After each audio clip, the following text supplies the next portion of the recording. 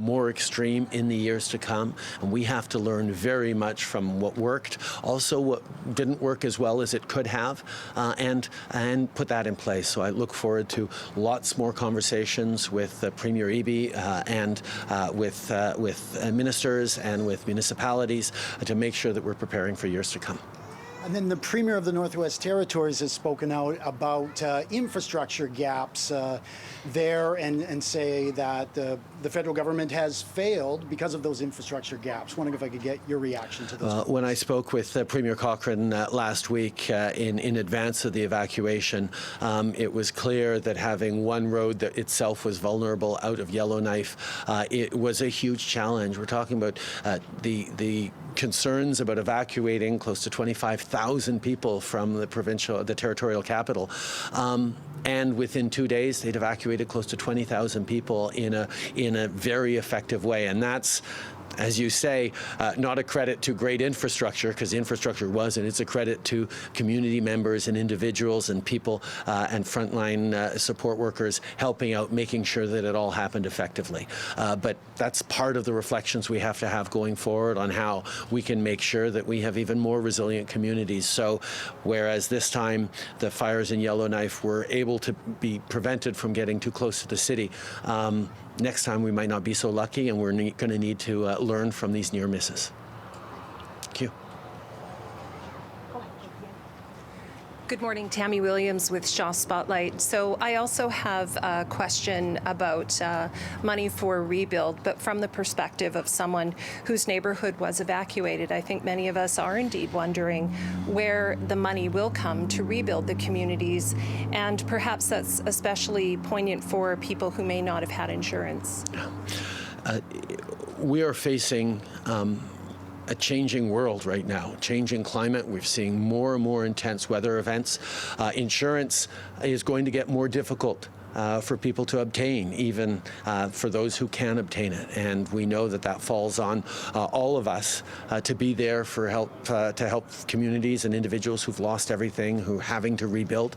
We need to take lessons in how to rebuild safely. I mean, we've seen the difference between neighborhoods that were built with fire safety in mind and neighborhoods that were built before. That was really something we're thinking about. I've had a number of conversations about the need for better forest management. There are a lot of things that we need to do to be thoughtful and careful as we rebuild.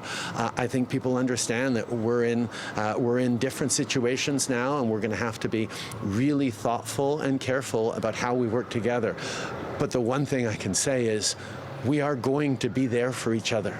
That's what Canadians do. All orders of government will be there to work together to make sure the Canadians are getting through this. That's what our job is as governments, and that's what we're going to continue to do.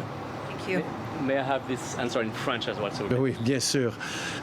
Je pense que nous reconnaissons à quel point. So I think we recognize the extent to which people have lived through extremely difficult times. We also know that we'll have more difficult times to come in the future. We'll learn from what we've seen here, but we also need to understand that for many, it's going to be harder and harder to get insurance, and it will require for us to rebuild deliberately to protect communities from extreme meteorological events.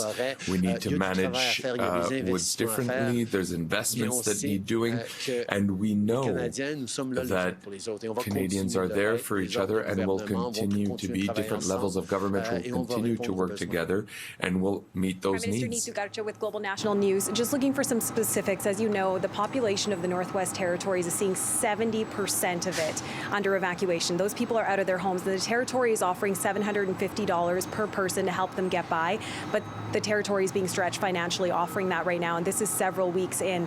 What specific support can the federal government offer the Territory to be able to continue? As I said to Premier Cochrane, and as we've continued to demonstrate in our constant engagement with our territorial counterparts, the federal government will be there. There's the DFAA, the Disaster Response Assistance Arrangement, that is there there to support. We're going to be there, understanding as well that the territory, almost by definition, doesn't have the kinds of resources that a province like BC does. And that's where the federal government has been leaning in from the very beginning. And I gave assurances to Premier Cochrane that we would continue to be there to support as people are facing the challenges of returning and rebuilding in some cases. As we've learned through many, many emergencies, it's easy to, or not easy, but it's quicker to shut something down or leave a place than it is to return or start up something again. And that's where governments have a really important responsibility to play, and we will be there as a government. And Prime Minister, some of the local leaders who you've met with this morning have called for something very specific from the federal government. They say that they rely on winning grants in order to get infrastructure funding for things like water, sewers, roads, for example, in Lake Country. Some of them are single lane alternating, and building more fire resilient homes. They can't rely on winning grants to be able to ensure that they're ready for the climate change events that are inevitable. Will your government commit to providing stable, consistent funding to these small communities? When we got elected in 2015, we made a commitment to invest in infrastructure in ways that previous federal governments simply had not. And we stepped up massively on wastewater, on investing in municipalities and building the kinds of infrastructures that are necessary. We're seeing that as being even more important right now. An example that I gave to the mayors when we spoke this morning was what we've done with public transit. We know that municipalities plan transit over a 10-year timeline and yet aren't sure whether they're going to get money over 10 years, for example. We just brought in a $3 billion dedicated yearly permanent public transit funding to allow cities and municipalities to plan for that. I think we need to start looking at that around emergencies. We certainly need to look at that around infrastructure investments so that cities can make the plans to continue to grow in ways that we all need, not just our economy to grow, but our communities to grow. This is something with which we are fully seized, and our Minister of Infrastructure, among others, will be fully engaged with. And I look forward to continuing to work closely with provincial and municipal leaders in a collaborative way to respond to these challenges. Hi, Prime Minister. Vanessa Lee with CTV News. We've heard from people in the Shuswap region who say that they feel abandoned. Some people, as you may have heard, they felt compelled to stay behind because they say that help did not come soon enough, and they feel that help isn't coming. Why aren't you going there today? Obviously, we have seen terrible fires right across the country, and I've tried to get to as many places as possible. And it's also extremely important that we not interfere with ongoing exercises, ongoing work. I'm here today, but I know Minister Sajjan, our Minister of Emergency Preparedness, who stayed home in BC while we were having our cabinet retreat earlier this week, so that he could lead on the emergency response, is closely engaged. Look, people are scared. And there's lots of reasons to be scared as we see fires approach, as we see homes under threat, as we see communities impacted.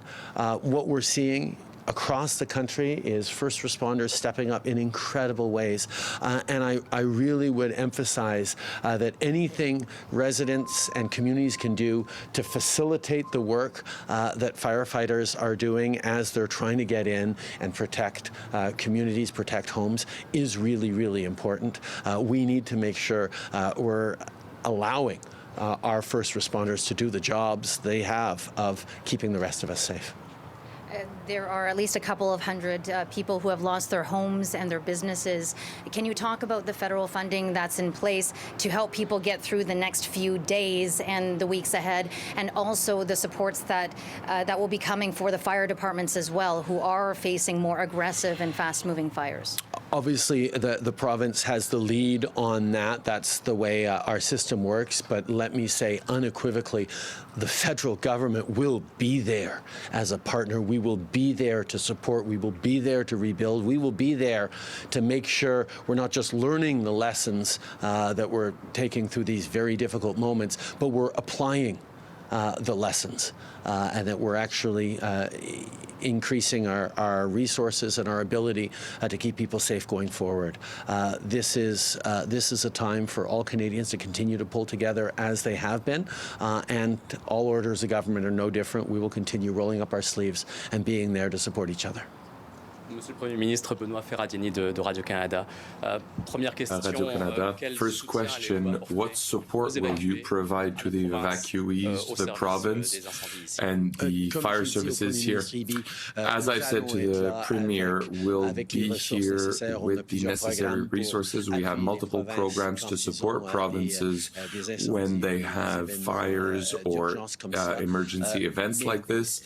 But at the end of the day, what I can always say is that we will be there as a federal government, as a partner for the provinces and municipalities to make sure that people can get through these difficult moments.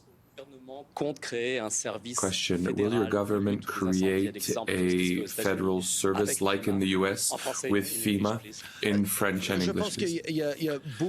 I believe that there are a lot of lessons we need to take from what we're doing and what we're doing very well, having seen, for example, the level of coordination between the Kelowna, Lake Country, and West Kelowna, West Bank First Nations together, their cooperations. They were able to work together to pool their resources where they were necessary to answer. Yes, we are open to change the methods and the way we work together, but we need to ensure that we do it correctly, and we'll have those discussions and answer that question, how to be there better for the citizens for years to come. On how we shift and how we empower people to better respond in the future, to make sure that our firefighters are able to do their jobs in the best possible way.